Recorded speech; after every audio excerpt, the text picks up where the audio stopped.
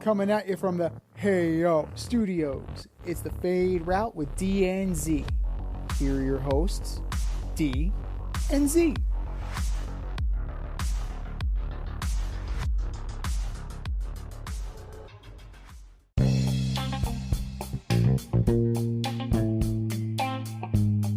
Coming at you live from the AO studio. It's the Fade Route with D and Z. I am D. We got a great show for you tonight. The Toronto Maple Leafs might be heading to the next round.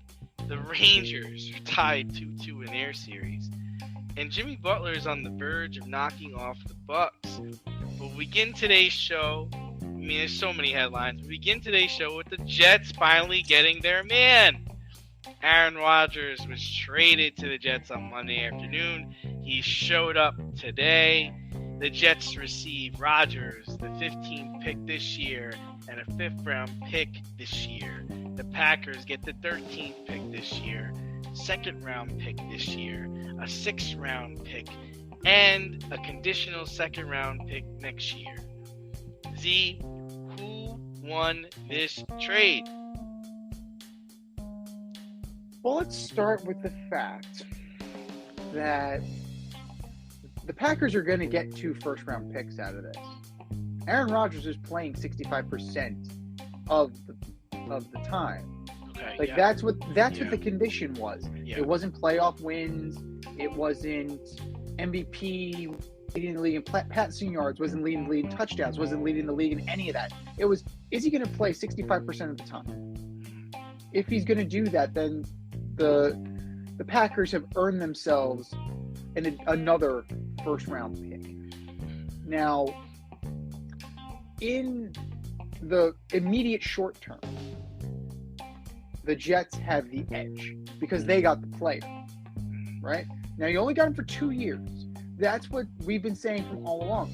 If I was giving up 2 first-round picks, which essentially I'm going to do if I'm Joe Douglas, why wouldn't I go call Baltimore and get a 26-year-old in Lamar Jackson? I'm going to end up giving up 2 first-round picks anyway, plus a 2nd, plus a 6th for a guy who's maybe going to play 2 or 3 years. I could have gotten 5 or 6 from Lamar, maybe more. So it smacks of desperation. And you got the Chris Russos of the world, everybody at ESPN telling us how much we should love this trade and how much Jet fans should love this trade and not think about the future because you got your quarterback. He's 39. I'm third. I'll be 39 in August. You don't want me under center. I got 2 bad knees and can't throw the ball. So you don't want him under center. Not for long.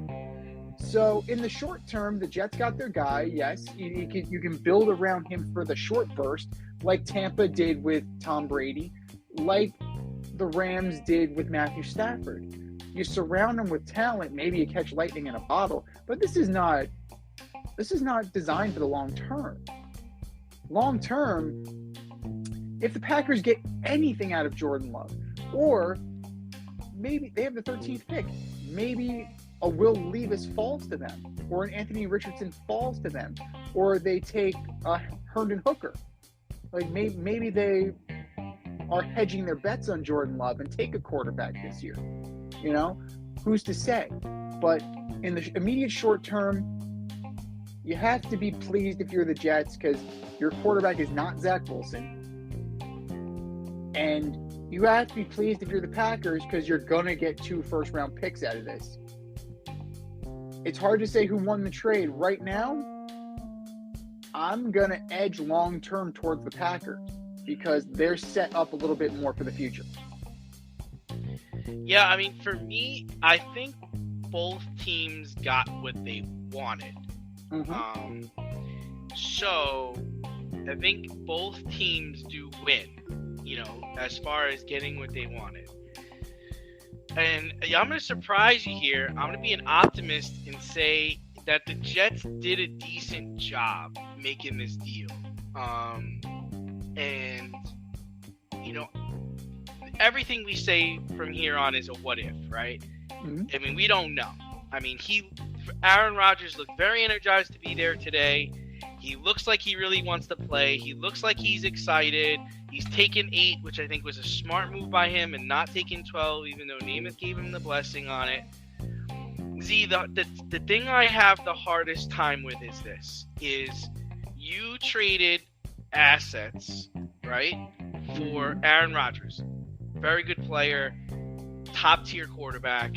Even if we bury last year and say, what happened last year happened last year, he's going to be like a good player this year, what have you.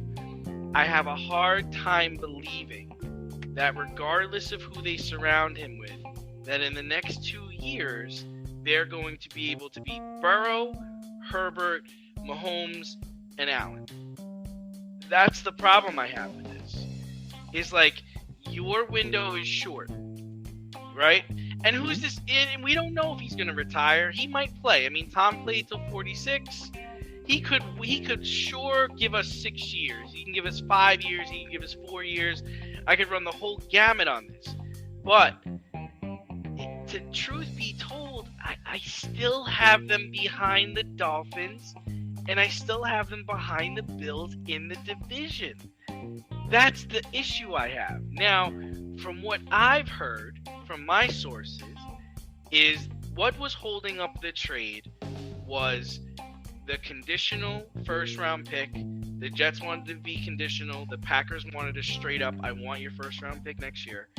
And the other caveat was swapping first-round picks this year. And that's why the deal got done on Monday, because the draft is tomorrow. So it's like, yo, we want to switch positions. And you know what, Z? I think that's the best part of the trade for the Packers. Because now you move in front of the Jets. So what happens if you get the guy the Jets wanted to get, right? That's the problem I have with the trade, is that you essentially are switching with them. And you've been deep diving on each other's rosters probably the last 3 months to try to get this deal done. So you know what they lack, you know what they need, you know what you want, you know what you need. Now you're not going to get that guy. And then the other part is, and Z, I'll pose this question to you. Let's say you're heading into the season. You're having an up and down year. You're 7-7. What do you do? With a month left of the season, you're 7-7. What do you do if you're the New York Jets? Do you keep starting Rodgers and trying to get to the playoffs? Or do you go, fuck, like we could give the Green Bay Packers a top 10 pick? That's the problem with the conditional pick. Yeah, that is because you're in a tough division, okay? You're not as good as he is. Even Tom had a tough time in Tampa that first year, right? The first couple of games were like, what the fuck is going on? The adjustment's rough, okay? You're not going 13-4. You're not going 15-2. Like, that's not happening, right? You're an 11-6 team, right? That's what we're looking at. So if you're going through this season and you got ups and downs, he gets hurt, your running back gets hurt, Lazard gets hurt, and you're on the cusp of either making the playoffs or not making the playoffs, Z, what do you do? Well, that's going to be a hard sell on Rodgers. Right? That's hard. That's going to be a very hard sell. Like, because I don't know. This guy he's not going to want to punt on the season. Like, that's just not who Aaron Rodgers is. Well, He said the right things. Now, he said the right things about how, Green Bay will always be a place in my heart and things and that. But in your heart of hearts, that if he had the opportunity to fuck over the Green Bay Packers, he's going to take the opportunity to fuck over the Green Bay Packers because he feels slighted by them. Whether or not that's true, he feels slighted by the organization. Now, in the ultimate pettiness, maybe there's something there. But at the end of the day, I think that the competitor in him would weigh out. Now, as an organization, you can't afford to have this guy whining and crying and pissing and bitching and moaning. especially to his press secretary, Pat McAfee. Like, you can't have that. So my question is Pat going to get his own office in Florham Park? But if you're at 7-7, it's going to be a hard sell with this player, because at the end of the day, he's going to want to compete. He's going to want to go. And you can't sell him on it's in the best interest of the organization for you not to play. Unless he's playing like shit. At which point it's just like, no, go ahead. Strap it up. That's the thing, is like we just, I mean, the dude lost to the Lions in the last game. Like, you know, so there's motivation for him to play well and do well. And I think he will do well. But, you know, it's funny that Pablo Torre said something interesting, I thought, today on TV, where he said this is a weird situation because, like, all the Jets fans are excited because they wanted Rodgers and they got Rodgers, but everyone who hates the Jets are also excited because the Jets got Rodgers. Mm-hmm. Like, because they're looking for it to fucking go down in flames, where the Jets fans are like, nah, man, we're gonna do this. And you can't compare what Aaron's doing to what Tom did or to what Matthew Stafford did. There's a lot of different variables in that, right? It's a different conference, it's a different division, it's a different league, okay? Patriots have been super quiet. That's gotta make you nervous. The Dolphins are, if Tua's healthy, man, the Dolphins are gonna be good. Buffalo is already good. Like, so I think, you know, he's up. I'm sure he's up for the challenge, and I actually do think he's going to play well. But the caveat is but the Jets have put themselves in a sticky situation. Like, there's all upside for the Packers, man. There's all upside. Because, you know what, Z? If the Packers suck this year, guess what? They're getting a top 10 pick next year. And they'll be able to start over at quarterback, right? The Jets don't have that luxury. That's the problem. And I don't, the part of it, I don't like the swapping of the 1 picks for the Jets. I think that hurts them. And you could be in a situation where at the end of the year, you're pulling a Dallas Mavericks situation because you're like, fuck, we kind of need this pick, and I don't know what we're going to do. But they put themselves in a horrible position. It is a horrible position. You're all in. You're all in. You're all in on this guy. And, you know, one of the things I thought was interesting this year at the press conference, he said that I'm not a savior. Dude, that's what they're looking at you as, man. That's what they're looking at you. Yeah, I mean, he said other good things about, like, the Lombardi Trophy being lonely, and dude, the AFC is stacked, man. You are in a division where any one of those teams could come out as the top seed in that division. You know what would be the most ironic thing of it all is if Tua gets hurt, and who's the backup quarterback for the Miami Dolphins? Mike White. Mike fucking White. Well, we know this already, though. We know Mike White is going to play against the Jets and win that game. Yes. I know it because the same thing happened when the Jets traded for Favre. Uh-huh. They sent Pennington to the Dolphins, and lo and behold, come December, Pennington comes into MetLife, at that time it was Giant Stadium, remember MetLife Stadium, and he beats the Jets and knocks the Jets out of the playoffs and wins the division for the Dolphins. It will happen. I promise you, it will happen. Avoid messy accidents. Get better stopping power with your brake pads. Callahan brake pads. You never know when you'll be driving in the road and there will be a truck tire that you need to avoid and save your family. Callahan Auto. We really care about what's under your hood. You know, like we talked about, the NFL draft is tomorrow. We know certain teams are in the market for a quarterback, and it's hard to know how players are going to pan out in the NFL. But Z, which players are you interested in seeing drafted in the first round, and who do you think will make an impact right away?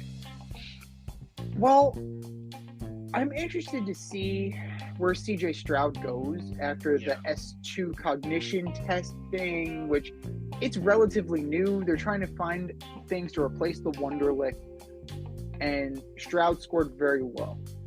And it makes you wonder if scouts and if organizations are going to be scared off by that because it is so relatively new. I'm interested to see where Jalen Carter goes after his off-the-field stuff.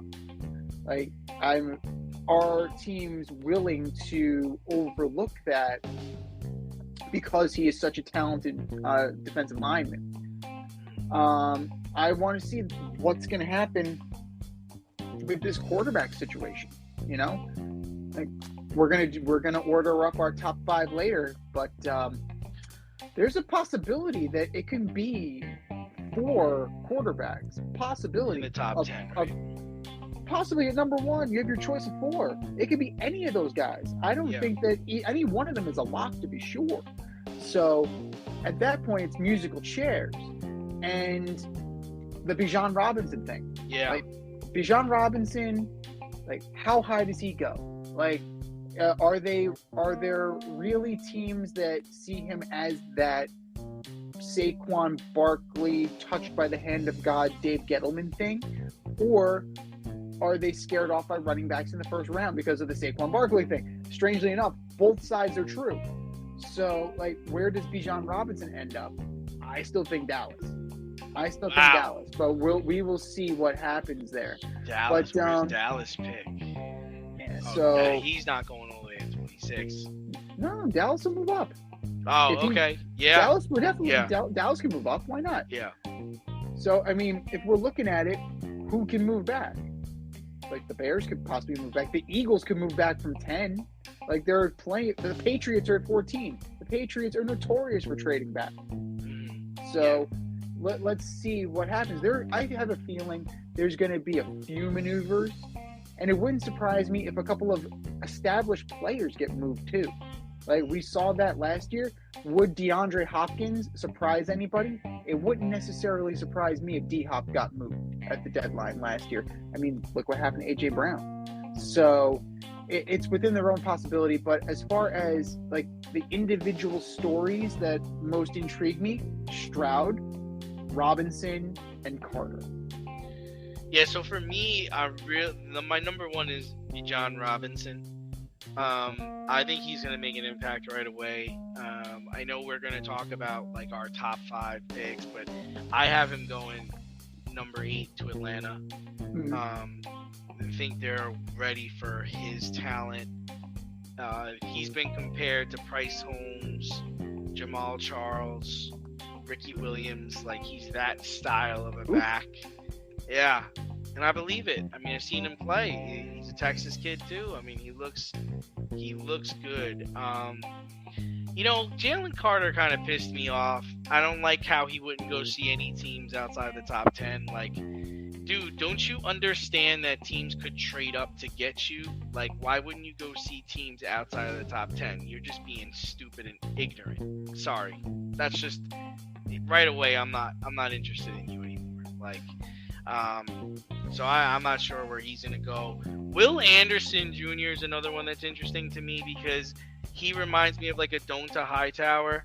Like, he's that big edge rusher from Alabama. You know, there's rumors of the Texans possibly taking him, which would be really interesting if they didn't take a quarterback. And I think he can make an impact on a team. And again, I think, like what you're saying, like CJ Stroud, I'm just wondering how teams evaluated these guys and where and how they're gonna fall. Like, to me, CJ Stroud he's just as good as Justin Fields. So if you like Justin Fields, like, he can play at that caliber. Bryce Young, I think he's suited for, he's a system quarterback in my opinion, but he can put the ball wherever he wants, and I think he's going to have success. I think Stroud and Young are gonna have success. I'm not sure about Levis. I'm not sure about him. I mean, a Kentucky quarterback is not a lot of history behind it. It's Tim Couch. Yeah. It's bad history. Yeah. Yikes. That's not who you want to be compared to. Like, you know, on the stage. I think Zay Flowers is gonna make an impact this year. I mean, to me, he's my I had him ranked as my top wide receiver. I think he's explosive. He's fast. He reminds me of a San Antonio Holmes. I had him rated higher than Hyatt.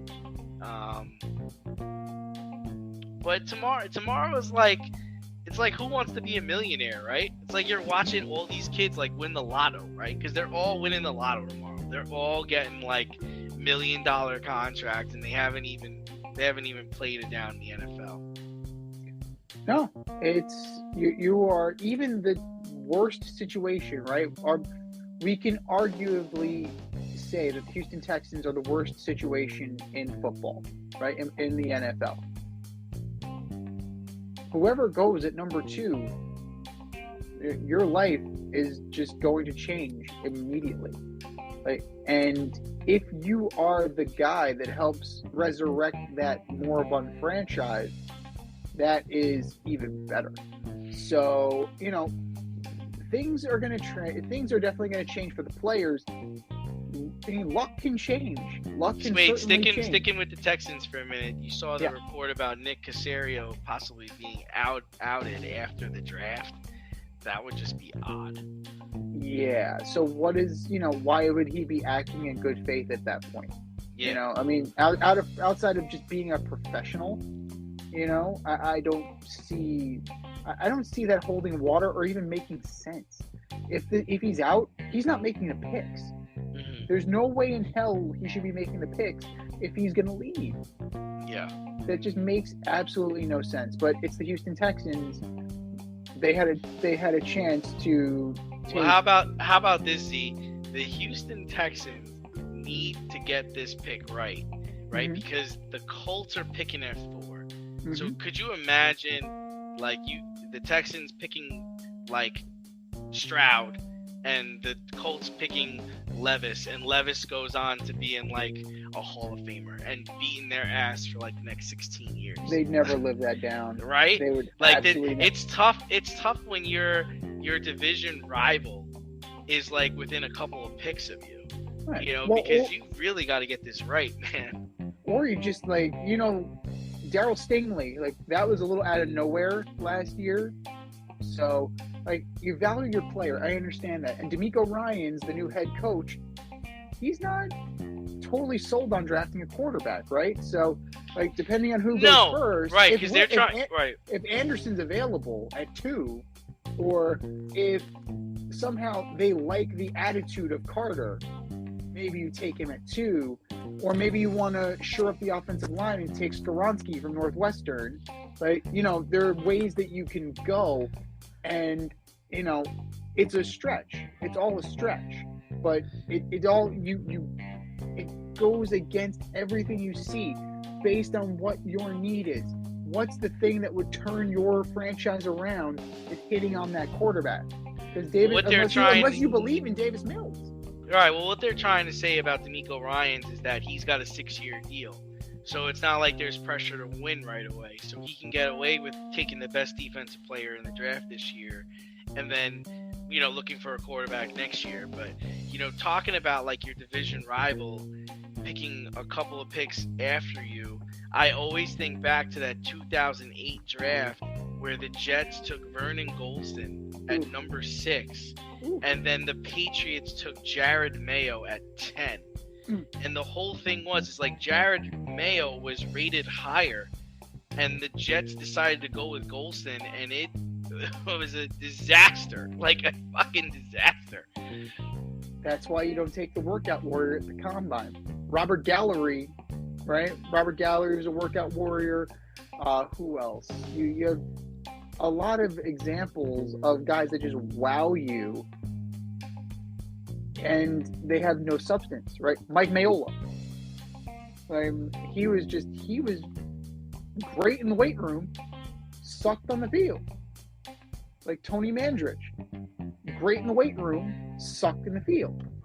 Like you can't. It's not bodybuilding. You have to be able to play. No. And you can't be wowed by a guy like a Vernon Golston, or the Jets did it again, Vlad Dukas. They did it twice.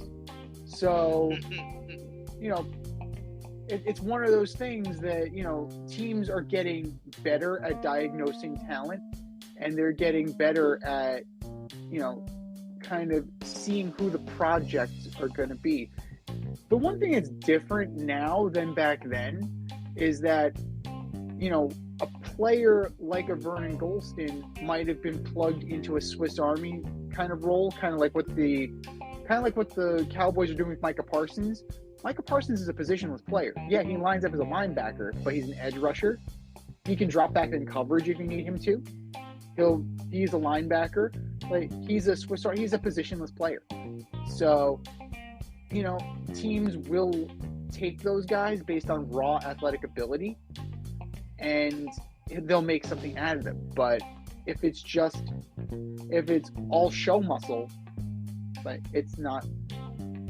all show no go is not going to work in the NFL these days.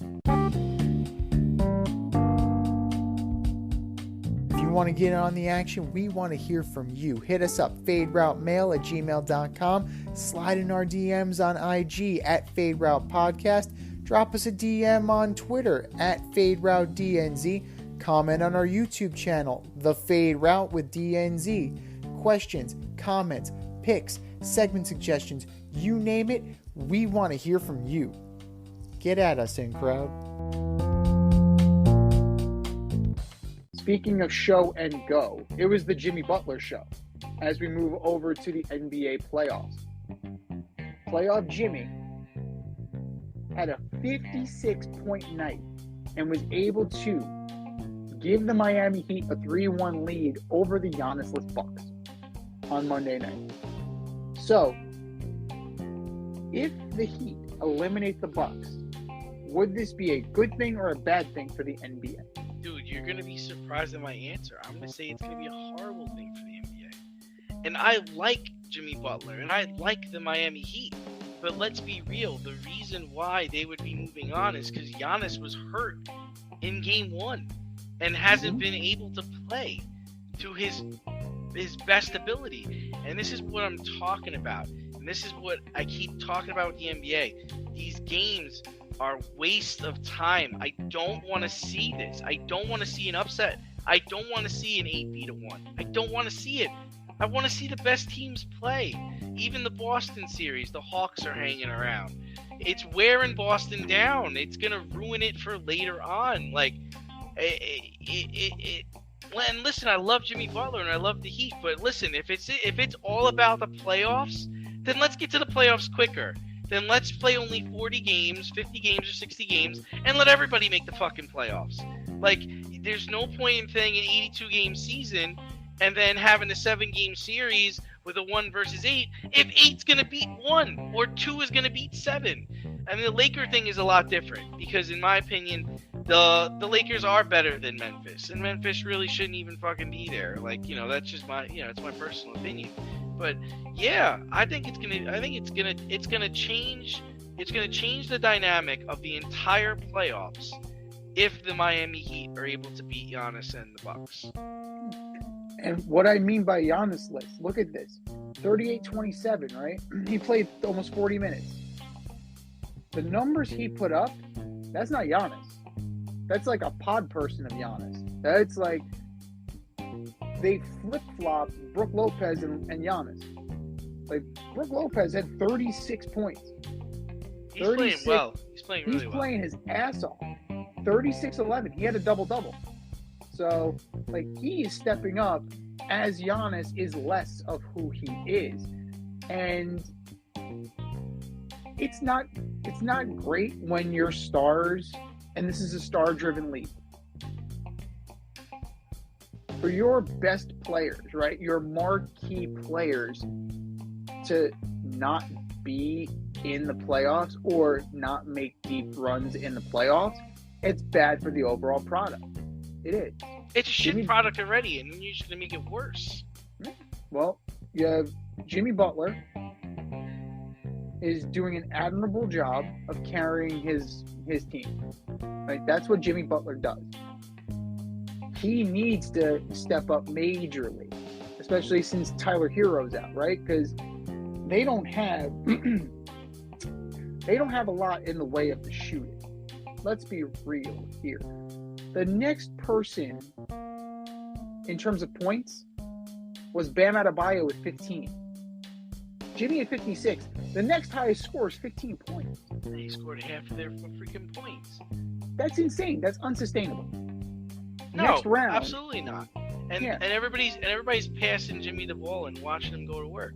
If you watch the last 5 minutes of that game, that's all it was. Kyle Lowry, Bam, all of them were just tossing it to Jimmy and getting out of his way. Mm-hmm. And this is what I'm talking about. Like, if you let's look at the other parts of the East, right? The Sixers beat the Nets, swept, right? Because the Nets didn't have any of their players that got them to be the 6th seed.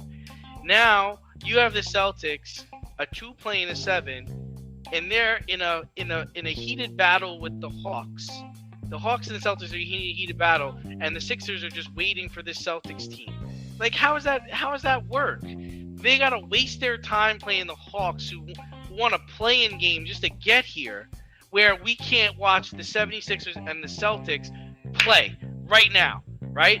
Wouldn't that have been such the better way to go, is let me watch the Celtics and the 76ers in a 7-game series right after the playoffs? Like, you're telling me that wouldn't be a better product than watching the Celtics play the Hawks, and we got to waste our time with this only to see the Celtics get into the round with the 76ers and be exhausted? Well, I mean, let's look at the other side of the bracket, too. If Miami happens to win and they knock out the champs, the Knicks are waiting for them in the next round. So, a rested Knicks team who dispatched the Cavs, they're playing much better, they're deeper. Don't be shocked if the Knicks beat the Heat and end up in the conference finals. They totally could. I mean, Randall got hurt, I heard, in the game, and hurt his ankle pretty bad. But yeah, and then okay, right now I got a 5 seed New York Knicks team instead of seeing a Bucks team, and I got to see them play probably like the 76ers. Probably, yeah. So yeah, it's not what you'd hope for, but the league doesn't sell you on the team. The league sells you on the player. So they're not going to say, oh, it's the Knicks versus the Sixers. It's Jalen Brunson versus James Harden. Not that matters, but that's the sizzle, right? It's the sizzle, not the steak. The next round of the playoffs, you have Nuggets Suns, right? You're going to talk about that 4-man starting lineup against Murray and Jokic, and that's what they're going to sell you on.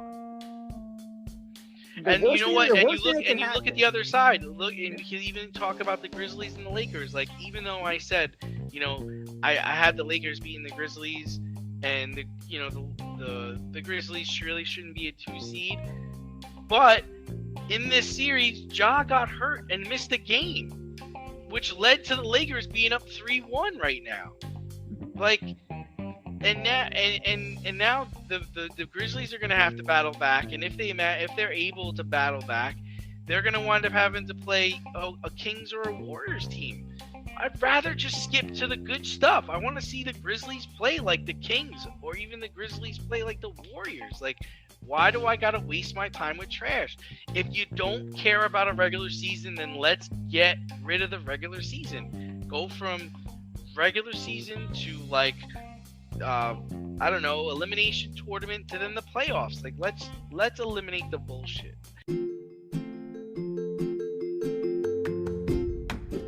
You can't help but smile when you see a balloon. The simplest occasion is a party. Westchester Pop Stars, located in New Rochelle, New York, offers balloon styling and decor for all life's events.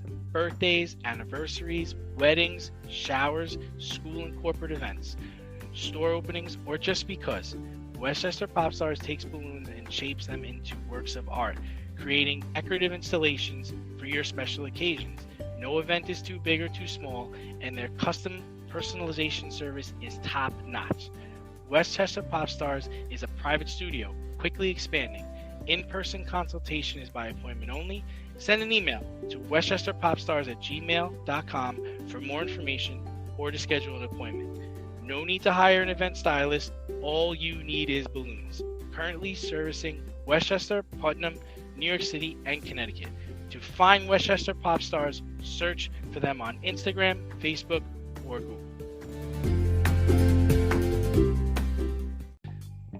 We talk about the NBA playoffs like it's dog shit, because it is, but hockey playoffs are legit. And unfortunately, man, our Rangers are struggling. Rangers had a 2-0 series lead heading into Saturday night, and they're going over to MSG, and then all of a sudden they're down 2-1. Now the series is tied 2-2, and they're going back to Jersey. Z, what is going on in this series? How do you lose the first game in Madison Square Garden with that crowd and that atmosphere, and you're outscoring the Devils 10-2? And from that point forward, the Rangers just can't get anything going. You have to credit the Devils for making adjustments. Yeah. It starts with Akira Schmidt in goal. Yeah. Vitek Vanacek is smaller. He's a butterfly goaltender. He gets low. The other goalie, Schmidt, is 6'5". So you have an adjustment. The Rangers need to make an adjustment in terms of how to attack this guy. Scoring on him is not going to be easy. As a big guy, you got to get him before he goes down. Once he gets into his butterfly, you're trying to shoot high. You have to shoot low. He's tall. Damn it. Shoot low. And Trocheck actually got it. Yeah. With it, you got to be low with it. That's why Trocheck was able to score. But the Rangers' speed is being neutralized by the neutral zone trap that the Devils are running. They're running a 1-2-2, and it's very difficult for the Rangers to penetrate that. And how do you get through that? Quick passes, dump, and chase. The Rangers aren't doing that. They're trying to skate through it. And you're skating into trouble every single time, and the Devils are able to counterattack. Now, the Jack Hughes goal, that was a great goal by Jack Hughes. He's damn good. He is a good player. He's a good player. The Rangers never had a shot at him because the Devils were going to take him all the way. So you can't be mad that the Rangers have Capo Caco because they never had a shot at Jack Hughes. They were 1-2 that year, right? They were 1-2 that year. Devils got Hughes, Rangers got Caco. You can't be upset with how Capo Caco is playing, especially on the kid line with Lafreniere and Phil Keedle. So that first goal, the Rangers didn't finish. The Devils capitalized. Jack Hughes used his speed, and he beat Shesterkin. So the Rangers need to get back to doing what they were doing on the power play. Right? Drawing penalties, Chris Kreider gets you big ass in front of the net. That's how you're able to score your goal. Yes, you're fast, but you're also big. So you need to be able to screen the goalie, get in front, second chance opportunities, and you need to capitalize on them. So for who I'm looking at, Panarin had great opportunities, couldn't convert. Tarasenko had great opportunities, couldn't convert. Kane's been MIA in this series. What's his deal? Kane looks slow.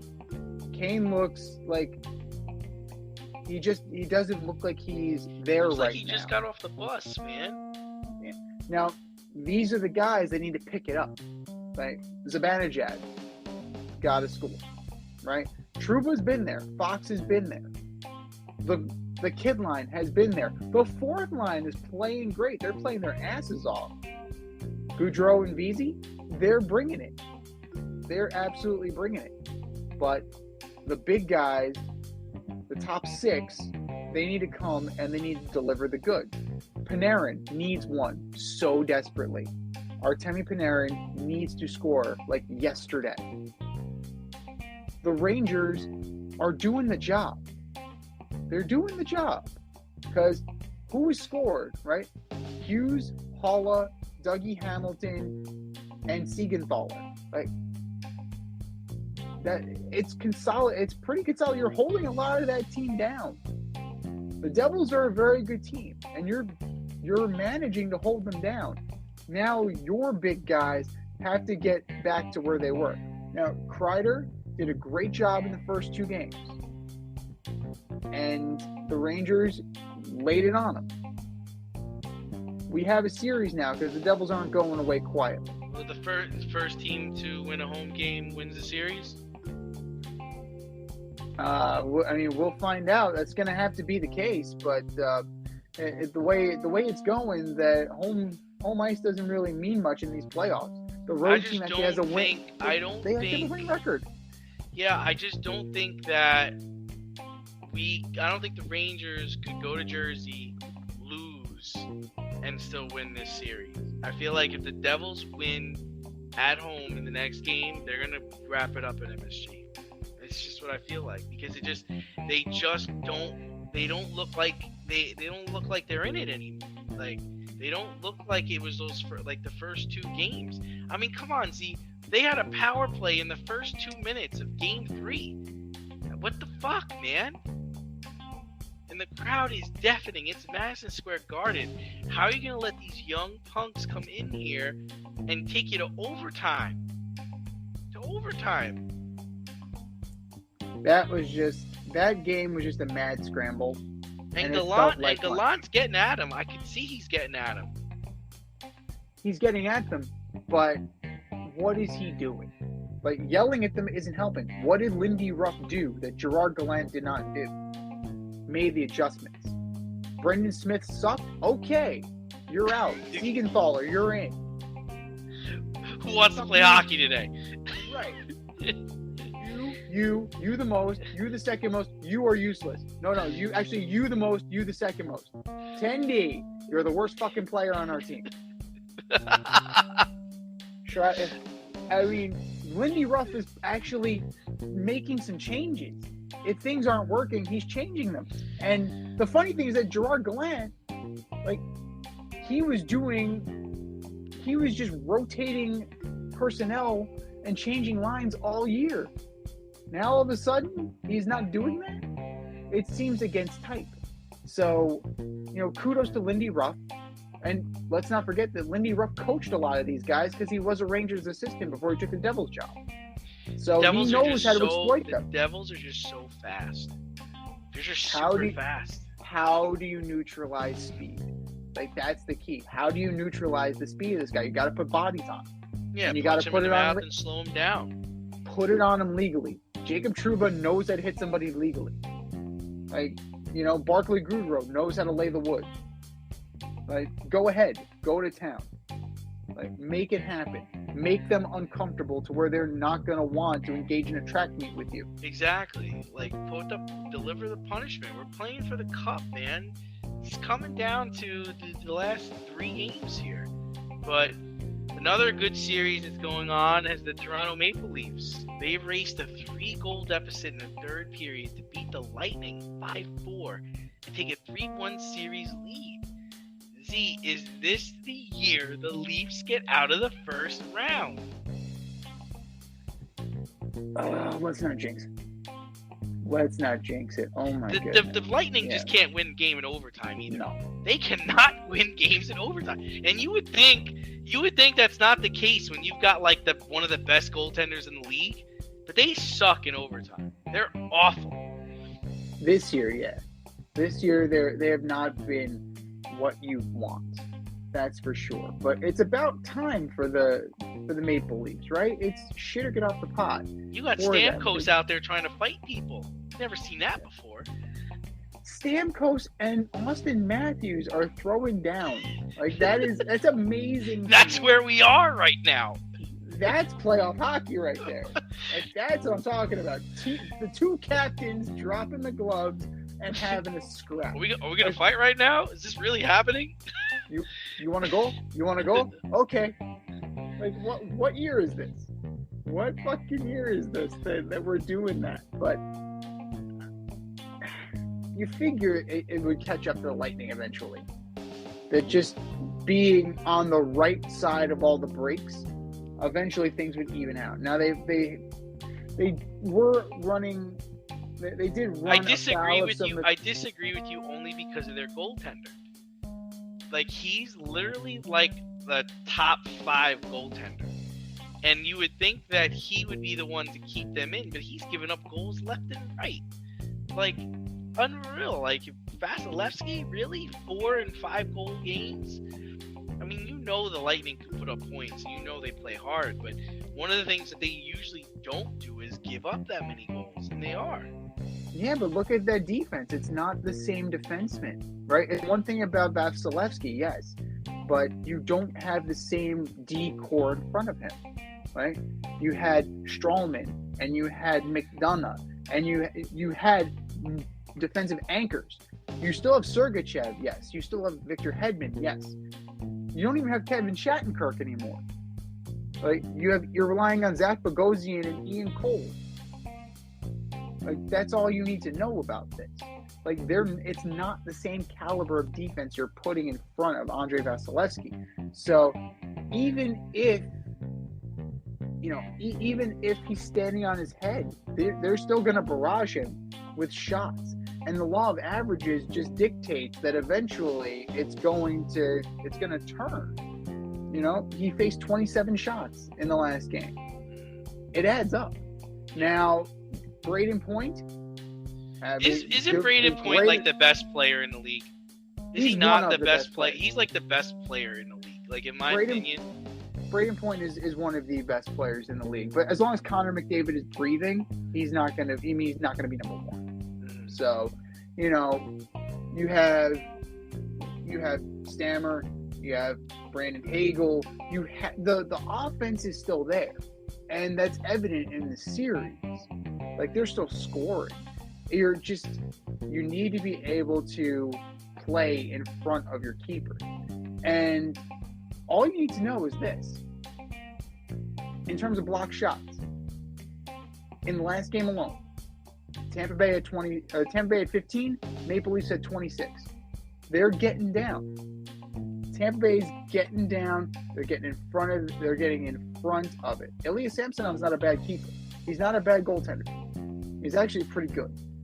But they're putting Luke Shen, they're putting Morgan Riley, you have Mark Giordano, Giordano's having a really good series. Legit veteran defensive players in front of your goalie. So they're laying out, they're making the plays, they're doing what needs to be done to keep their team in it, and then they can transition to where a guy like Noel Acciari can score. They can score, man. Matthews, Tavares, those guys can put up points if they needed to. Yeah, but you know what? Tavares is also a -3. Oh, so, really? Yeah, well, he was a -3 in the last game. So as good as John Tavares is with the puck, defense, not exactly a strong suit. So it's one of those things that it's interest. You need to have an interest in that, and that's why they got a guy like defense is always effort, right? It is. Defense is max effort. Now you look at a guy like Ryan O'Reilly. He's a max effort guy, and that's why they've got him from St. Louis. He's a guy who could end up being an X factor, and it wouldn't surprise me if it went to overtime again that O'Reilly is the guy that puts the death knell in the Tampa Bay Lightning. So he's the kind of guy that was missing from this group of very skilled players, but lacking that grit, lacking that toughness, lacking that desire. Yeah, Austin Matthews is very good. He is very good. But it's one thing to be very good. It's another thing to take it to that next level. It's the playoffs. You've got to be able to go to places that you don't normally go. Same thing for Mitch Marner. Like, supremely talented. William Nylander, supremely talented. When the lights are on brightest, can you go to a place? Can you take it to a level that you normally don't go to? And this year, it appears that it's finally clicking. And it's the right opponent at the right time. It's the Maple Leafs are finally getting where they need to be. Now, it's not over yet. But let's not let's not do that. It's not over yet. The Maple Leafs have blown and will continue to blow leads like this. And don't count out the Lightning, because they've been there, they've done that, they've raised the cup several times. So I'm not counting my chickens before they're hatched, but the Maple Leafs have certainly put up a better performance and a better account than they have in years past. Step outside of your safe area and make a statement without saying much with FCK Clout Lifestyle Apparel. Embrace the colorful chaos and stay emotionally regulated in their hoodies, snapbacks, graphic tees, accessories, and more. Season 3 merch is up now. Get it while you can. Go to fckclout.com and get all of your needs from men and women. That's fckclout.com.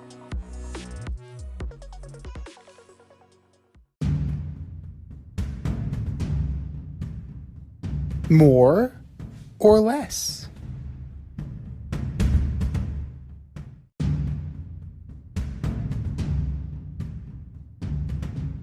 All right, boys and girls, here's how it goes. We have a statement. It's either more likely or less likely that it's going to happen. More or less, number one. Aaron Rodgers helps Zach Wilson develop into an NFL quarterback. I mean, to me, this is less likely. He comes from the school of tough love. He always talked about Brett really didn't show him any love, and I don't think he's going to do that. I mean, I think it's going to be nice for Zach to play alongside his idol and a guy he wants to emulate and be like, someday. But I don't see Rodgers putting anything into this relationship. Absolutely less likely. Absolutely. I'm not even... Ask Jordan Love about his relationship with Aaron Rodgers. If he spoke to him, I'd be surprised. Because, like you said, this is a study in psychology. When Aaron Rodgers was drafted out of Cal, Brett Favre wasn't exactly happy. So he treated him like shit. That's a rite of passage, right? In the NFL, you earn your stripes. I think Jordan Love's going to be great. I think he's going to play well. I'll take him on my fantasy team. We'll find out. But you know what? It's not the job of the incumbent veteran to teach you how to become a professional, right? Like Ryan Tannehill did this year. Ryan Tannehill taught Malik Willis, right? You're teaching the guy behind you to take your job. Like that's the mentality. I don't know. That's the mentality of it. I don't know. I think it's the job of the starter to present competition, compete, show the younger guy or show the rookie or show the backup how to compete at a high level. I think that's fair. Like, the kid's gonna come to you with questions, answer his questions. The kid wants to work out with you, let him work out with you. Talk to him about reads and what you do. I think that's fair. You don't gotta be staying up late with him or having him come over your house and showing him film. That doesn't need to happen. But I do believe the starter should take the younger guy under the wing in some retrospect. Some guys are gifted and talented. Your Andrew Lucks of the world, your Dan Marinos that don't need, anybody showing them anything. But then there's people like Zach Wilson who shouldn't have got drafted at number 2 and needs a lot of help. Yeah. But at the end of the day, is Aaron Rodgers, what's his mission here? To win. His mission is to win. Right. He's not here to be a wet nurse for Zach Wilson. 100%. So, his job, his mindset is very clear. Nathaniel Hackett's job as an offensive coordinator and the quarterback's coach job is to make Zach Wilson better. It was made very clear to me what I was supposed to do here. I come out, wave my little hat. When do I get paid?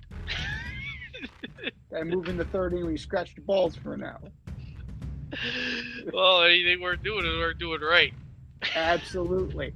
But it falls on the coaching staff, and this is where the Jets have failed Zach Wilson in the years previous, right? Having Matt LaFleur's little brother there, somehow not got a doing job. their.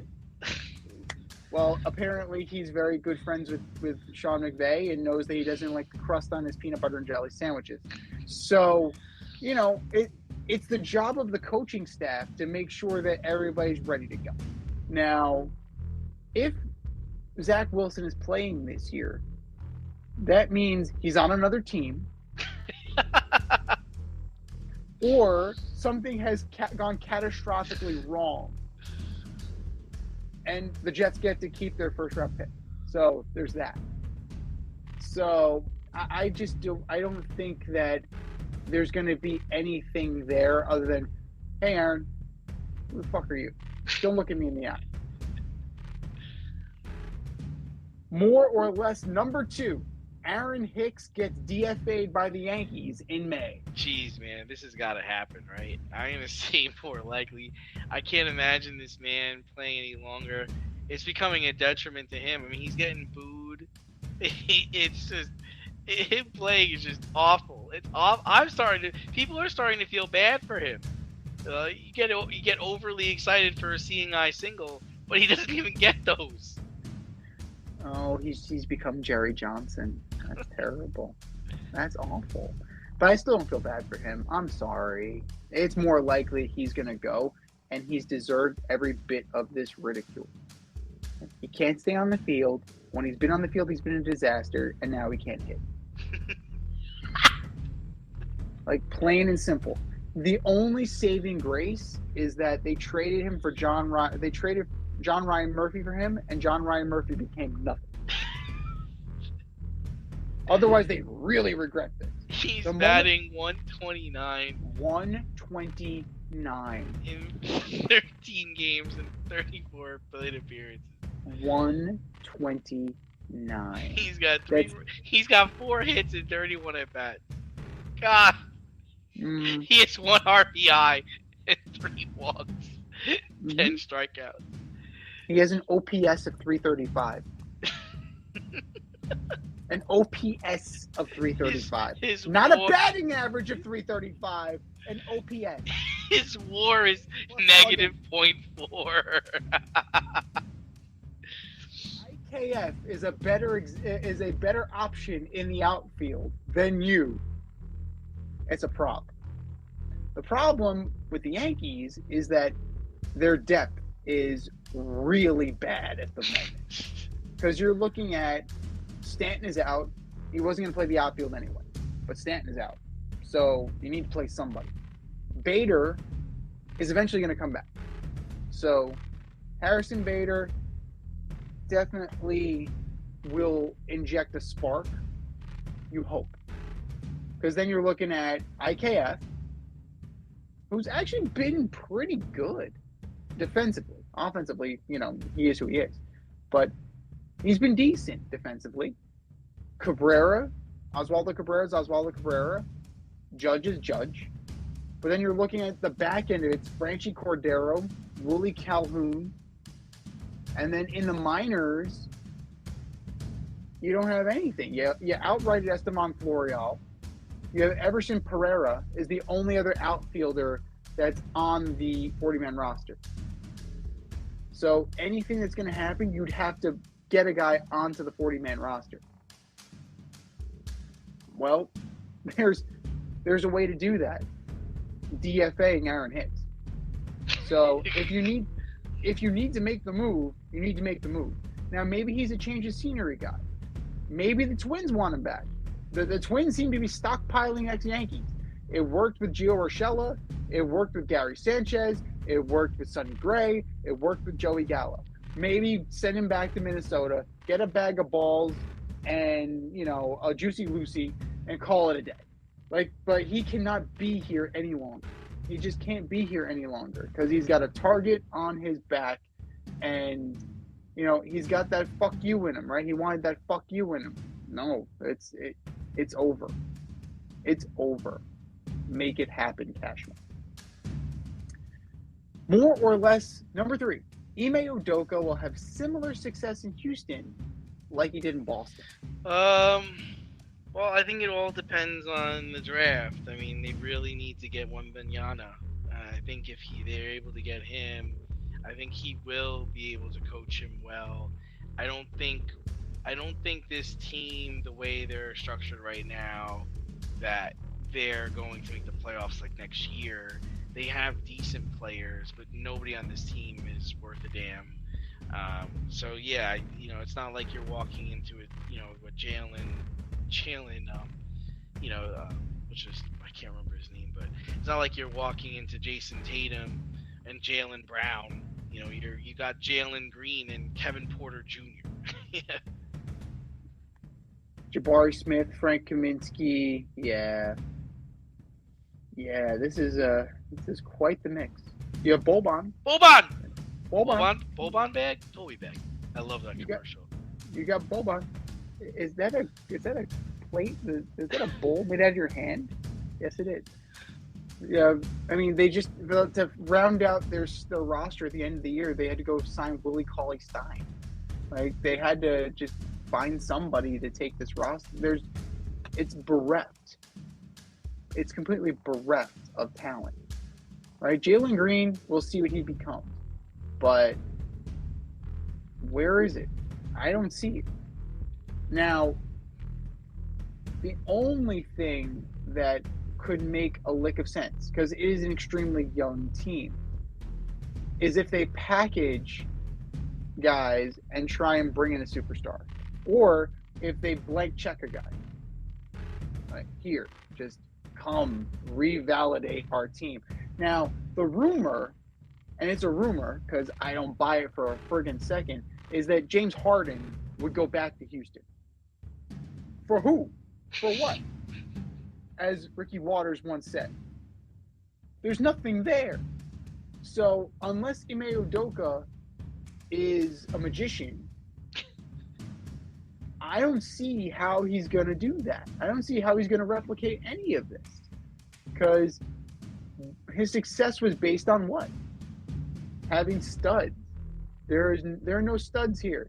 There are no studs here. And, I mean, the other candidate was Nick Nurse. Nick Nurse isn't a miracle worker either.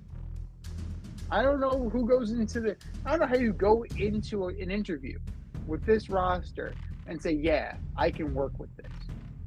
I can fix this. Realistically, Houston is either going to get Wembanyama or they're going to get Brandon Miller. I don't think they're going to fall. I don't think they're going to go much lower than 2. I don't think they're going to fall that. They're not going to be that bad. I think they're going to be high in the lottery. So they better hope that they're in Wembanyama. That's the only way that they're going to be relevant.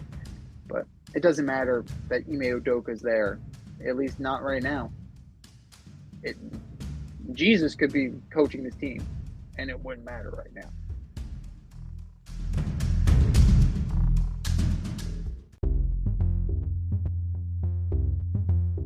Are you in need of air care maintenance or service? I have the company for you. Air Care Technicians. They service the Westchester and Northern Bronx area and can help you with all your heating and cooling, maintenance, and service needs. Just give them a call at 914-315-1547. Again, that's 914-315-1547. Or shoot them an email at aircaretechnicians@gmail.com. These guys are the real deal as they are veteran-owned, licensed, and insured. Make sure to tell them that D&Z sent you.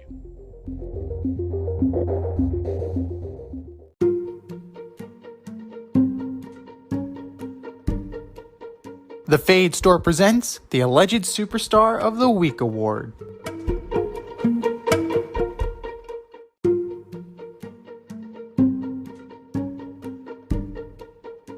All right, boys and girls, you know what time it is. It's time for the Alleged Superstar of the Week.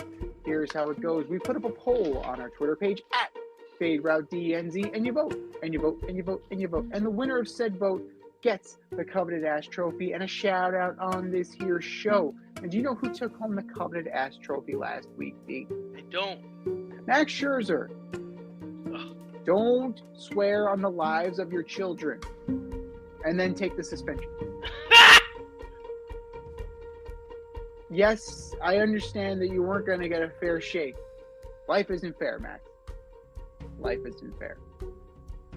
But that was last week. This is this week. Who are your nominees for Alleged Superstar of the Week, D? Oh, man. First up, I've got your boy Patrick Kane. Where you been, bro? You have as many goals as I have the last 2 games. They brought you here to score goals and lift the cup. Let's go. Number 2, I got Donovan Mitchell. He had the worst playoff series ever. Good thing you're not a Knick. If you were a Knick right now, you'd be getting killed by the New York media. Before tonight's game, he was averaging 22 points in the series, and he only had 11 points in Game 4. Yikes. And last and certainly least are the Chicago White Sox. They just lost 8 in a row, and they haven't scored in the last 24 innings. What is going on in Chicago? Those are my alleged superstars of the week. What do you got, Z? Well, I have a late breaking one to add to my list. Anthony Edwards.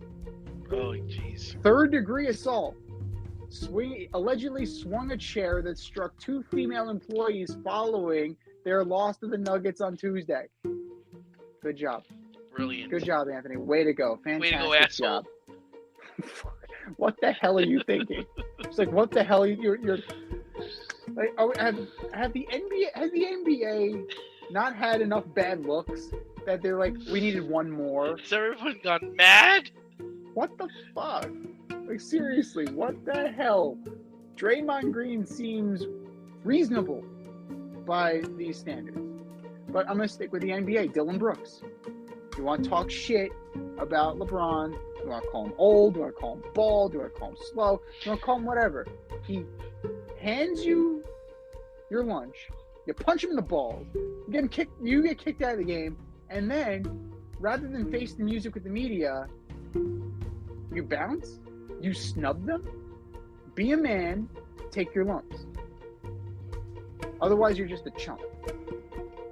Dylan Brooks, you are my alleged superstar of the week. The city of Oakland, for running off not only the Warriors, not only the Raiders, but now the A's as well. The A's have bought property. They've bought land in Vegas. They're moving.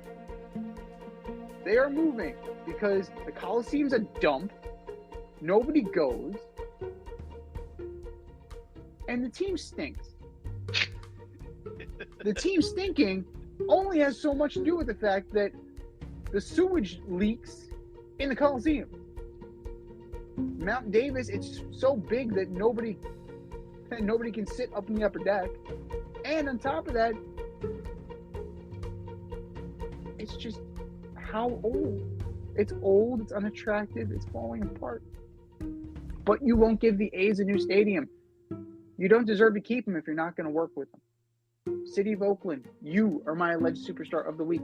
And last but not least, and this is a big one, Tottenham Hotspur getting your doors blown off by Newcastle 6-1 in soccer. 6-1 in soccer. This game was over 20 minutes in. In the 21st minute, Alexander Isak scored the 5th goal. This game was over. Not to mention, you're now on your 3rd manager this year because you fired cousin Luigi after you fired Antonio Conte for rightfully pointing out how the players are not carrying their weight. There's a reason why the players are giving refunds to the fans because they know it's on them. Tottenham Hotspur, you are my alleged superstar of the week. I think we said our piece. Go to our Twitter account at FadeRouteDNZ and vote. And vote, and vote, and vote. And for our nominees.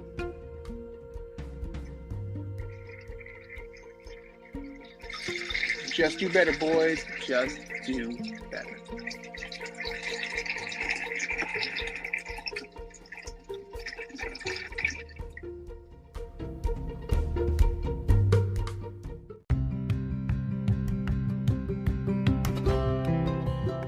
love brownies? Of course you love brownies. But you know what's better than a brownie? A delicious, handcrafted, gourmet brownie delivered right to your doorstep. That's what our guys at Sweet Life Brownie Co. offer. Chef Tommy D and the crew offer a dozen delicious delights that you will crave, from the classic OB to Dutch apple to campfire s'mores and many more. Check out their website, sweetlifebrownieco.com, for their Friday brownie drops. At noon, their site goes live and you see what they're making. Since you're there, become a site member and earn points. You earn 50 points just by signing up. Make sure you follow them on Instagram and Facebook too, at sweetlifebrownie_co, for the latest updates and their latest releases and creations. That's sweetlifebrownieco.com.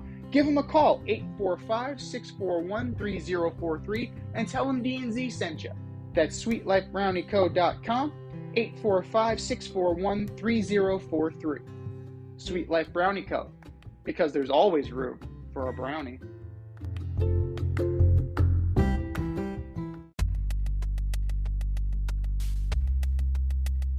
Order up!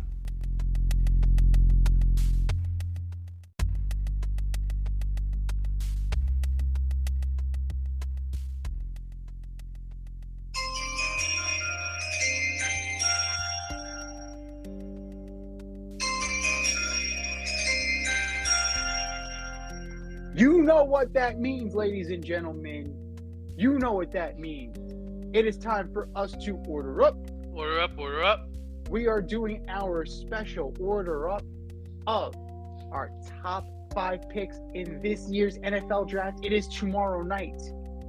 And here we go from 1 to 5. Not 5 to 1, 1 to 5.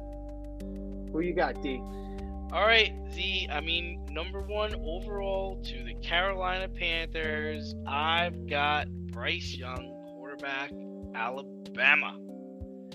Number 2, might surprise you, I've got Anthony Richardson, quarterback, Florida, going to the Houston Texans. At number 3, no trade here, I've got Will Anderson, defensive end, Alabama, going to the Arizona Cardinals. At number 4, I've got quarterback, Ohio State, C.J. Stroud, going to the Colts. And at 5, I've got offensive tackle out of Northwestern, Peter Skoronski, going to the Seattle Seahawks. What do you got, Z? Solid picks. With the first pick, the Carolina Panthers select Anthony Richardson, quarterback of the University of Florida. I think Tepper is just going to be so enamored with his skill set and with his athletic ability, he's going to see Cam Newton 2.0. Well, the story I heard is that the GM walked into Frank Reich's office. They both talked to each other, and they both were in agreement with the quarterback that they wanted to select. So let's see if that is what happens tomorrow. Well, my deal is this. The owner is always going to trump the GM and the coach. If the owner wants a guy, he's going to take the guy.